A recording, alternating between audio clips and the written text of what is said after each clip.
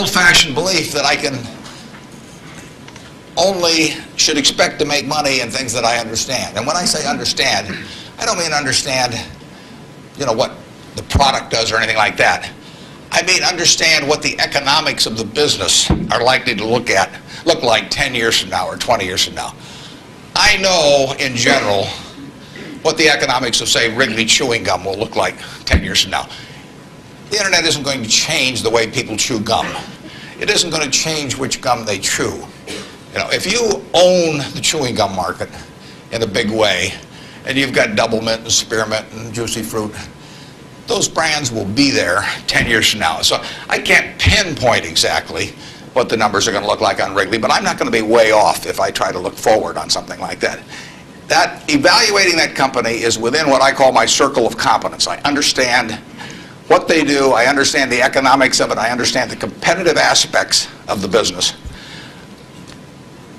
There can be all kinds of companies that have wonderful futures, but I don't know which ones they are.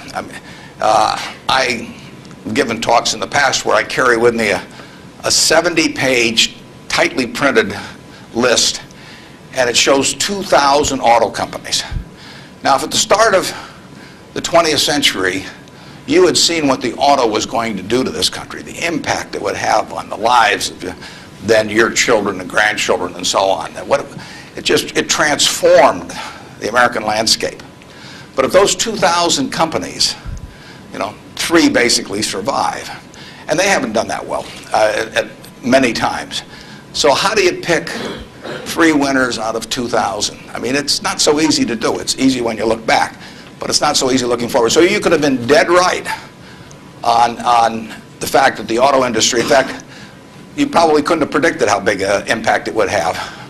But you wouldn't have, if you'd bought companies across the board, you wouldn't have made any money, because the economic characteristics of that business were not easy to define. I've always said the easier thing to do is figure out who loses. And what you really should have done in 1905 or so, when you saw what was going to happen with the auto, is you should have gone short horses. There were 20 million horses in 1900, and there's about 4 million horses now. So it's easy to figure out the losers. The loser is the horse. But the winner was the auto overall, but 2,000 companies just about failed. A few merged out and so on.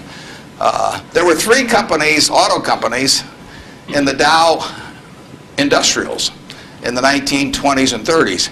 Studebaker, Nash Kelvinator, and Hudson Motor. Now those names are all familiar to me, and maybe some of them are familiar to you, but they're not making any cars. They didn't make money, and yet at one time they were in the Dow 30. They were the aristocrats of American business, and they got creamed. So figuring out the economic characteristics of the winners in a wonderful business is not easy. In North Carolina, Orville and Wilbur took off, or I guess Orville took off and Wilbur watched. I'd have been Wilbur. But if you could have seen the future of the airline business from that point forward and how that would transform things, it would have blown you away. And it's excited people, incidentally, ever since. But if there had been a capitalist at Kitty Hawk, he should have shot Orville down. I mean, because it's done nothing but cost investors money. There were over 400 airplane companies in the 1920s and 30s alone. There was in Omaha. There was in Nebraska. We were the Silicon Valley, apparently, of aircraft. And they all disappeared. It's been a terrible business. At the end of 1991, if you'd added up the aggregate earnings from all airline companies with billions poured in, since Wilbur and Orville were down there, they came to less than 0. The number of passengers went up every year. The importance of the industry was dramatically increased decade by decade, and nobody made any money. So figuring out the economic consequences. TV, I think there's, 20, 25 million sets a year sold in the United States. I don't think there's one of them made in the United States anymore. I mean, you'd say TV set manufacturer, what a wonderful business. I mean, everybody, nobody had a TV in 1950, or thereabouts, 45 to 50. Everybody has multiple sets now. Nobody in the United States has made any real money making the sets. They're all out of business. The Magnavoxes, the RCAs, all of those companies. Radio was the equivalent of the 20. Over 500 companies making radios in the 1920s. Again, I don't think there's a a U.S. radio manufacturer at the present time. But Coca-Cola, you know, what was it, 1884 at Jacob's Pharmacy or whatever, the fellow comes up with something. A lot of copiers over the years, but now you've got a company that is selling roughly 1.1 billion 8-ounce servings of its product, not all Coke, Sprite, and some others, daily throughout the world 117 years later. So understanding the economic characteristics of a business is different than predicting the fact that an industry is going to do wonderfully.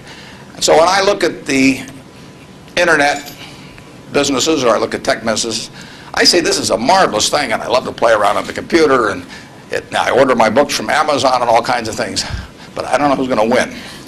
Unless I know who's going to win, I'm not interested in investing. I'll just play around on the computer. And defining your circle of competence is the most important aspect of investing. It's not how important, how large your circle is. You don't have to be an expert on everything. But knowing where the perimeter of that circle of what you know and what you don't know is, and staying inside of it, is all important. Tom Watson Sr., who started IBM, said in his book, he said, "I'm no genius," he said, "but I'm smart in spots, and I stay around those spots." And you know, that is the key. So if I understand a few things, and I stick in that arena, I'll do okay. And if I don't understand something, but I get all excited about it because my neighbors are talking about it, the stocks are going up and everything, I start fooling around someplace else, eventually I'll get creamed, and I should.